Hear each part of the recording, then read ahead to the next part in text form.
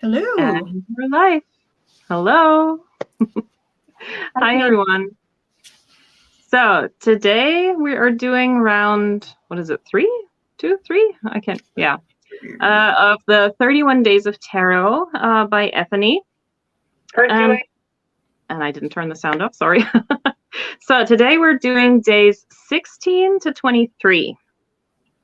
And yeah, as usual, we're streaming on 3 different channels. So if you only see a few people in the chat where you're at, then yeah, that's okay. That's how it's supposed to be. Okay, let's get right in. So question number 16, which tarot decks give you the most insight by way of imagery and symbolism of the cards rather than intuition or basic tarot knowledge? Cortney, do you want to start? Sure. So one of the decks I chose for this was my Necronomicon deck, or based off of it's actually called Dark Grimoire Tarot, only because it comes so naturally for me anyway when I look at this to go by just the symbolism. I mean, it is so telling in the pictures and the art like this. Look at that 9. Yeah, I love this one. And also I'm going to say my Wisdom Oracle. I think they're really telling as well when it comes to symbolism in their cards. Differences, you know. So that is mine. I'll just show that one too, just to show them off a bit, you know. New deck, sorry. Y'all understand. So for me, I didn't want to, I didn't hardly bring any decks down here with me because I just, but I will say, and probably all of you guys pretty much know this, there's 2 of them. Well, no, I'm sorry. There's 3 of them. Light Seers. I just love this deck. And I think it is so explanatory just by looking at the images. At least for me, it is. It just like speaks to me. The other one is the Bone, Stone, and Earth Flesh. I think that is just a phenomenal. It's just so lush, and each card tells its own friggin' whole story. I love it. And the other one is Tarot of the She. That one speaks to me on such a deep level. And at first it didn't. When I looked at the artwork, I was like, oh, I don't know. But after I read the book, I was just... and then read the She book, I'm just like, oh yeah, I'm just like all over it. So those 3 for me.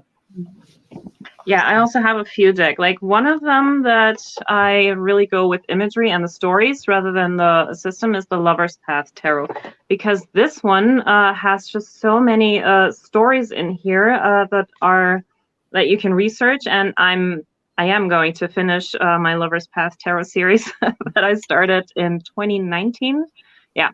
So, and like, for example, the Judgment card here, the Tannhäuser, like that's a story that doesn't have a happy end. That's also a story. There is like a third person in there, like the best friend that's silently admiring the woman, but he's never going to act on it. And the guy looking at the woman, he's not really worthy of her.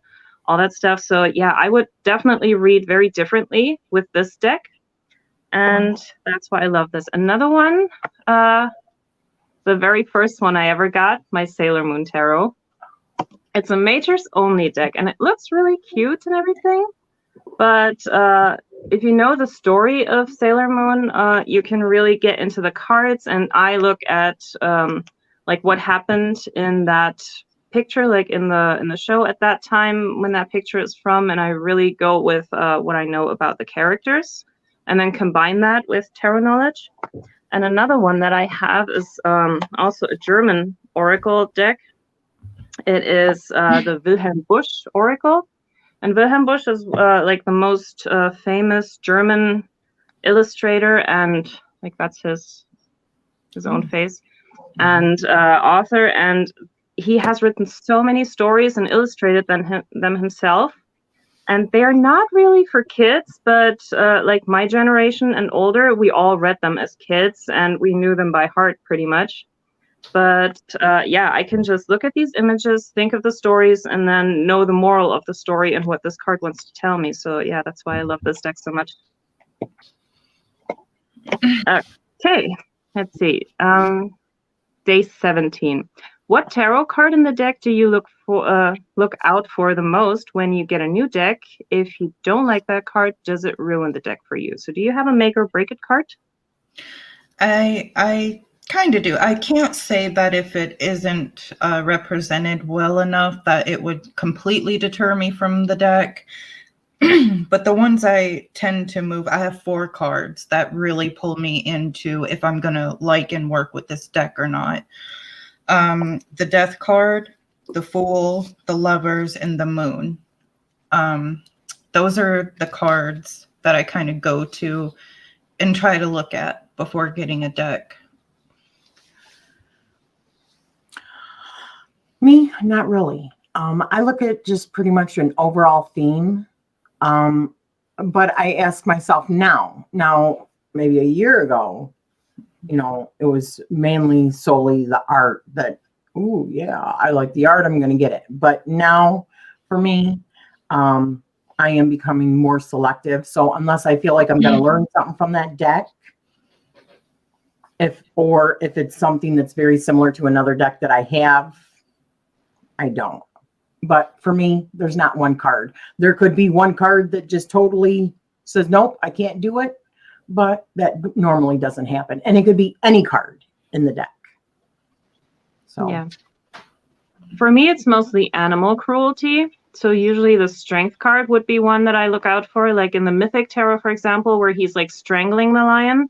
And I know that's part of the story, but I don't really like that. So when I see a strength card like this, that is much more easy on the eye. Or one of my favorite strength card, and I don't have that here now, is in the Lo Scarabeo Tarot, where she's like petting the lion and really gentle. And like I think it's like Magical Forest Tarot. I think that's what it's called. It's really cute with the bunnies and the cats and everything. But I think the 10 of Swords has the cat with 10 swords in it. And me being a cat mom, I can't look at that. I can't. So that would be my make or break it card in that deck. But yeah, I can't. You would rather see 10 swords in a person than in a cat, right? Yeah, Same. I have no problem seeing the swords in a person. Yeah, but not in a cat. I not even in a bunny, but especially not in a cat. Right. I'm the same with cats. If I see that, I'll come for you. Yeah, for the cat. Come for you. Yeah. Yeah. So hello to everyone coming in. Thanks for being here. Okay, let's do day 18. Do you read reversals? Why or why not? Yes, I do. I know this has a very diverse opinion, but I think I like seeing both sides and finding the balance in that. I like taking note of what the shadow side of a situation could be or how it could turn out, especially if I'm looking for like immediate future advice. Maybe I feel like I could change some things or do some things. If I read the reversal and don't like it, well, then maybe I can manipulate that outcome. And that's why I like to look at like the shadow side as well as the card right side up. In fact, even if I pull them and they're not reversed, I will still read and look at the shadow side just so I can make a mental note of, okay, so one of 2 ways here. Yeah, that's my logic when it comes to reversed. I like that. And so for me, most generally, I do not read reverse because I feel like the tarot is pretty balanced within itself.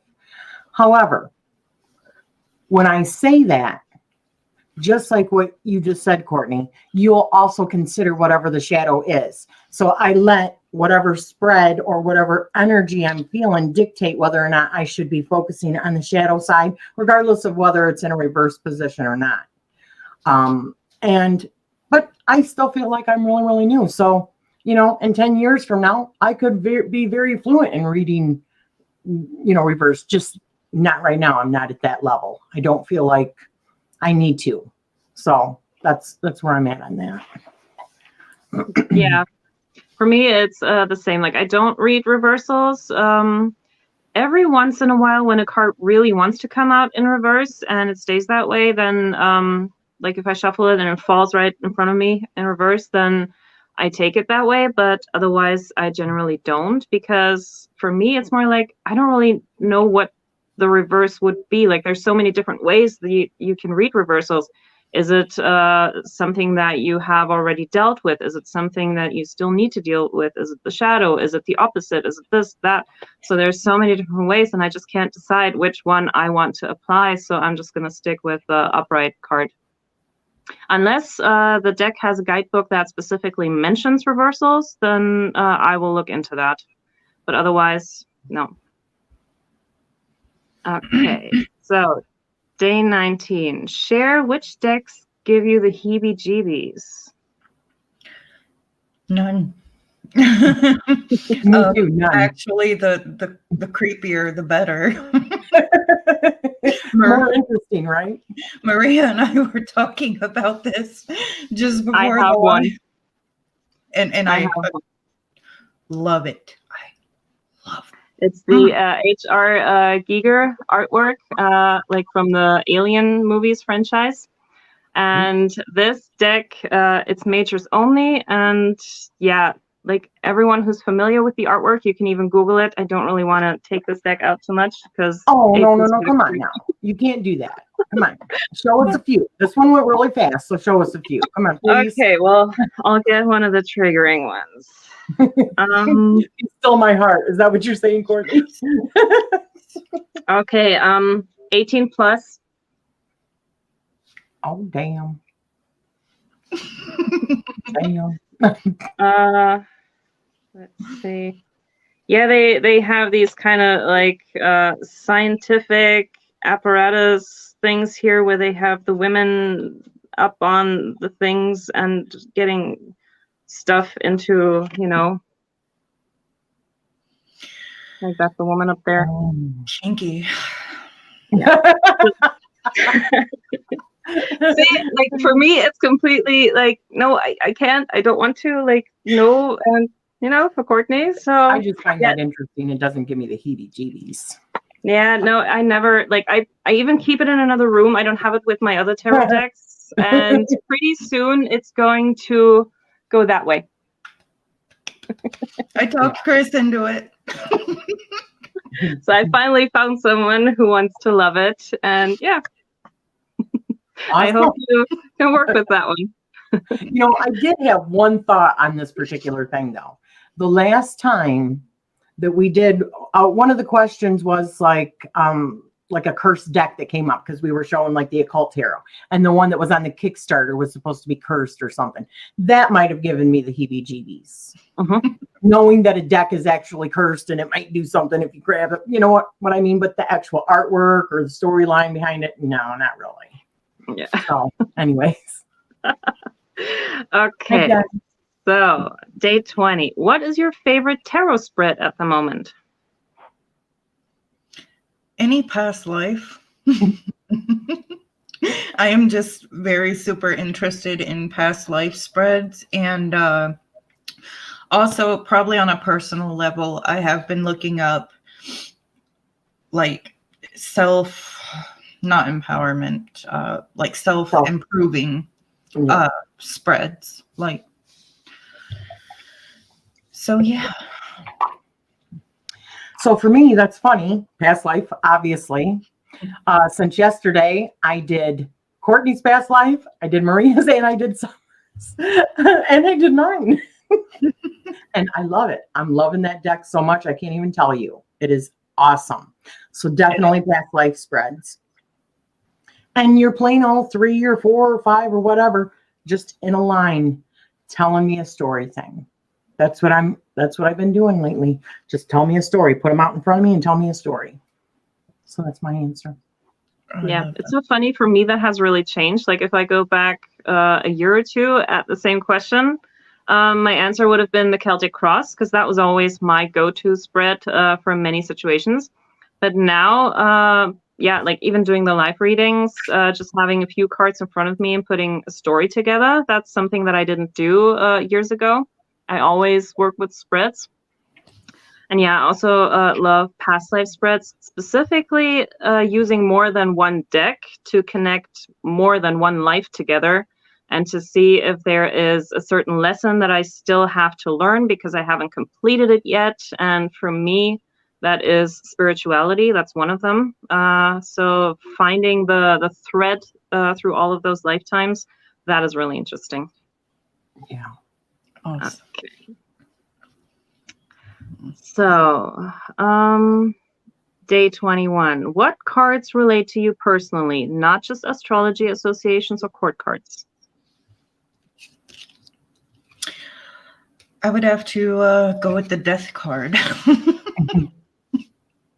I know it says more to personality, not just astrology, but I mean, Scorpio plus my personality is Scorpio. So, I mean, death, rebirth. And then I also have always had an obsession with death and the afterlife and the rebirth of things and dark things. So I can't think of a more perfect card than the death card, like to represent myself if I was a tarot card.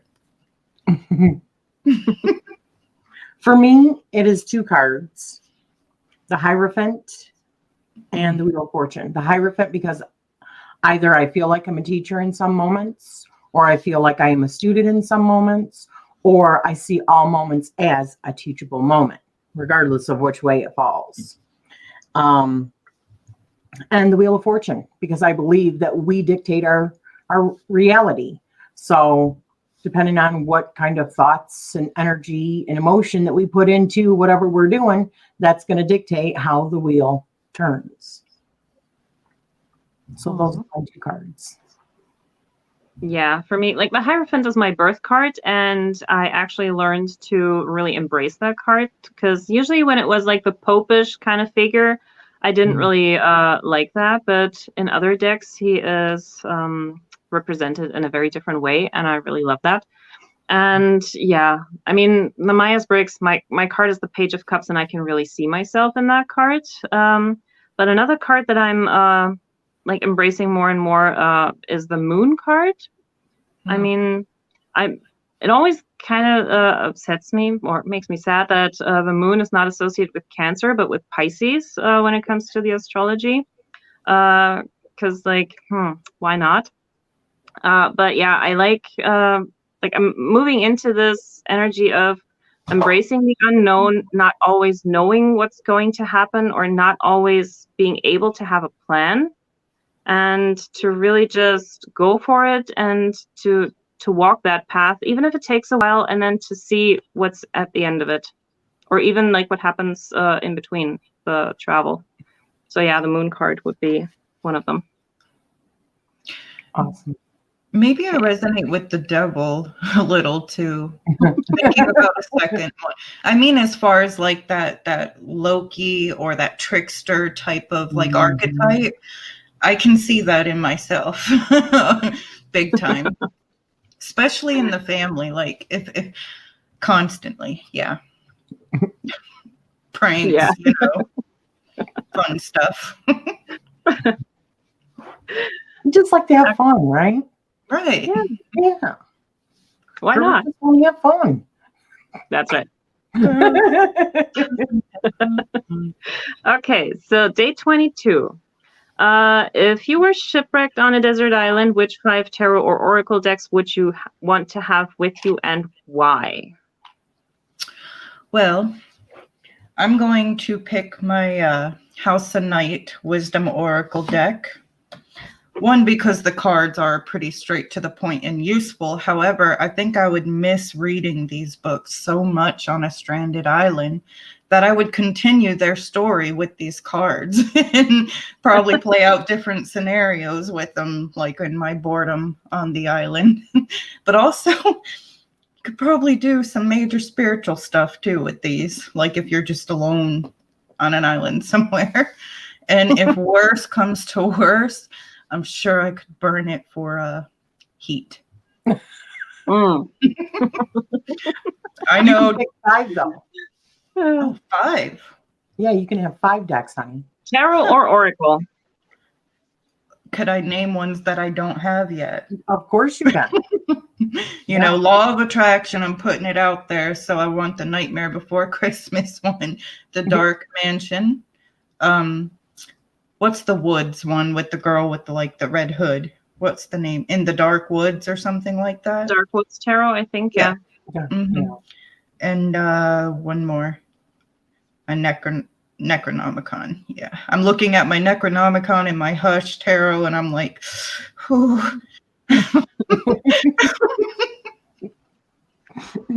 I know, it's like, why just 5, right? I would have a suitcase of my clothes and I'd have a suitcase of decks, right? Yeah. Gotta have our priorities. Imagine, I was going to say, imagine you get in a plane crash, right? And the survivors are going through luggage. Say you don't make it, and they find your luggage, and it's all full of nothing but tarot cards and witchcraft stuff. Oh, Yeah. God. You wonder how long they will be sitting there asking, are we going to get rescued? Are we going to get rescued? Are we going to get rescued, right? Yeah. So for me, the light seers, of course. I mean, you guys knew that, right? Yes. The bone, stone, and earth flesh. And that would be it on the tarot cards. Because tarot is tarot is tarot. So it would be those. Then it would be the past life oracle, because if you're going to be there and you're probably going to be there for a long time, you're probably going to want to ask the 1,000 lives that you've had something to entertain yourself with, right? I mean, you can only ask if you're going to get rescued for so long, right? Astrology, you'd want to be able to read like in the astrology to see when is the boat going to come across the shore, you know? Something Kabbalistic, a Kabbalistic tarot or something like that. So I've got plenty of stuff to study to occupy my time, because I'm going to be really bored. And then I had to do like the angel question tarot just for like the yes or no questions. So that was my little honorary. So I did 6. Sue me. Well, I'm going to throw out the whole question and change it, because, I mean, if I was shipwrecked, first of all my tarot cards would be wet. So could I even use them anymore? It doesn't say if I'm on the island with other people. So how many times can I read for myself? So that wouldn't work. And then I think on the island, I would have other things to do than read tarot the whole time. So I'm going to change it to maybe like a 1-year sabbatical. Like, what cards would I take with me if I went to like a monastery or something for 1 year? And so one of the decks that's definitely coming with me is my Haunted House Tarot, because that is just my workhorse. I know this deck inside out, and so that is definitely coming with me. For some shadow work, I'm going to take my Ludi Lescott with me for the darker moments. If I want something to cheer me up, my Housewives Tarot, something fun. If I want to go into the feels and the emotions, an Undersea Tarot, so some mermaids. And yeah, if I want to look at the bigger picture, then I'm probably going to take my Röhricht Tarot to do some like psychology work on myself. So those will be my decks. Like, what have I learned in 1 year away? Am I ready to go back to society? Okay. So, and the last question, day 23. What is your most sassy tarot deck, and what's your most gentle deck, and why did you pick these? Well, I mean, I don't really have a sassy deck, but if it counts for anything, I really like this Lust card in my Wisdom House of Night Oracle. I mean, just to show you a little something sassy. My most gentle, though, I'm going to have to go with my Celtic deck. Like, as far as like the most laid back or easygoing. So for me, the sassy one is the Hermit Tarot. Because I mean, look at these.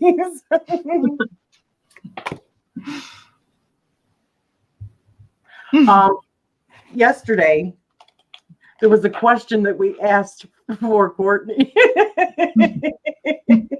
And the response was, I just can't even look at you right now. It's because we kept trying to re-ask it in like a couple different ways, and it kept saying like let go, or like, you know, like it was basically like, I'm not going to answer you right now. And so we tried to reverse or change up the question, and then it just goes, I can't even look at you right now. And I'm like, well, didn't you hear me the first time? Exactly. It was funny. We were both crying and laughing for it. And then, of course, the Light Seers is my deck that is more like softer, cushy, or yeah. B asked, what was the last deck that Maria showed? If it's the one with the really big cards, that's the Röhrig tarot, or in English, the Rohrig tarot. That's a German deck. Okay, so my sassy decks, I have two. One would be the Housewives Tarot. I mean, that's kind of a no-brainer, because a devil card like this with cake, or that is my devil. Judgment card like this. I mean, I like my Sunday bacon, and I don't want to be judged by this gal. Right. So that's definitely sassy. Another one would be the like the Monopoly Tarot, the Life is Like a Board Game. Because, like, yeah, the Something Shady Way, or the Struggle Avenue, the Damn That Sucks Place, Watch Me Work Avenue, or that deck. like Conflict Gardens. I mean, that one is quite sassy. And gentle, yeah, I don't. I have some decks that might be gentle. I would go with this one. Like this with the mermaids is really laid back. There's not much, like there's one, the wheel card is actually a little bit well, not as soft as we know it from other decks, but other than that, like this is really, yeah, just like smooth sailing, kind of like let's sit back, have a cup of tea, let's look into this. Okay. Oh, there we go. And we're through. That was fast. Half an hour. I may have found a deck that gave me the heebie-jeebies, that Under the Sea, I get anxiety thinking about Under the Sea. So Do you like Ariel the mermaid? I love mermaids, but I also don't want to be anywhere by them. Near them, right? I mean, did you watch Siren? Oh, see, I love that, but I'm looking like behind them and what could be in them shadows and the abyss. See, that's and, like the not yeah. so. Yeah. I can do demons, but Cortney that reminds me of that that scene in that reminds me of that scene in Vikings. Oh my God, I know. I about had a panic attack watching that. The last season that just came out. It shows the yeah. It pretty much shows this. Yeah. I know. Yeah. All right, now I really got to see it.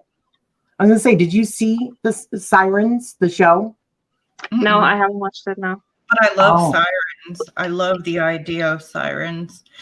I guess it's what could be lurking in there. We don't know much about it. And like, I mean, there's so many weird things about the ocean, and you know, just can't. When I saw those angler fishes, that was it for me. Like, sharks weren't even scary no more. Them freaking things are the real demons. Yeah. But sirens to me, sirens to me are not just like the mermaids and stuff. To me, it's also like in magic. If someone puts a spell on you and like drawing you closer to them or whatever, and you don't even know it, and you don't know why you feel that way, I mean, yeah, that could be a human siren. Someone is like drawing you in, and yeah. Well, this particular show, that's what they come onto the land. They do have like a certain like sound that can like pull you in, right? I But love that. they change. They can be gentle, although they can be vicious on land if they are attacked. But in the water, it's like they turn into something. If you are not supposed to be in the water next to them, they'll just like rip you up, man. So yeah. Ooh. Yeah. Yeah, now you want to see the show, don't you? Yep. Sure do. It's called Sirens. Yeah, the only thing with like something mer people that I've watched lately was The Shape of Water. Finally watched that one. Oh yeah. Beautiful. I did see something about aliens that do look like that one. About The Shape of Water. Mm. Yeah. Ooh. I wonder, I don't know. I love water. I love like the beach. I just don't like I don't know what that is. It's an ongoing mystery, but I'll freak That's out. probably something from a past life that we will discover. Probably. But you're also a water sign. Yeah. And it's the same with me, like as a Cancer, like when we went to the beach when I was a kid, and I never wanted to come out of the water. And my mom was like, come out, your lips are blue, you're freezing. And I'm like, no, no. And she kind of had to drag me out of the water. I never wanted to come out again. In a pool I or will a not go bath? in the water. Nope. I used to when I was a kid, but Same. now forget it. Same. You know, because you just don't know. I tell you, we went to Disney one year. We went to the Disney Island during our cruise, right? And it's called Castaway Cay, the Disney Island. And we were there with our kids. Well, our youngest was the baby, so she was with family. Anyways, we were out there swimming, and there are signs that say beware of like sharks and stingrays and all kinds of stuff. And we're just like, yeah, whatever, because everybody was out there, right? But we went in, there was like this thing in the water that you can climb on, like wooden thing, right? But it's over your head at that point. And as I was swimming there, and we had our son, my husband was holding our son, and we were all out there with a lot of people. I felt something big go under my feet. I'm like, okay, it's time to go in. I'm like, oh, hell no, we're not doing this. I'm out of here. And I haven't been back in the water since. And it was big, right under my feet. Nope.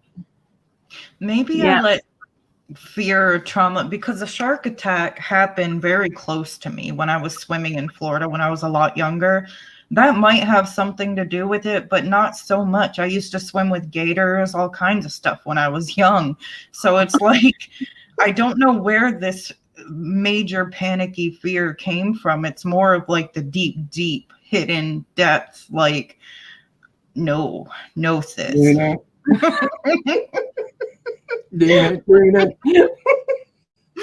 No, in the bathtub or a pool, I'll swim all day. You'll have a hard time getting me out.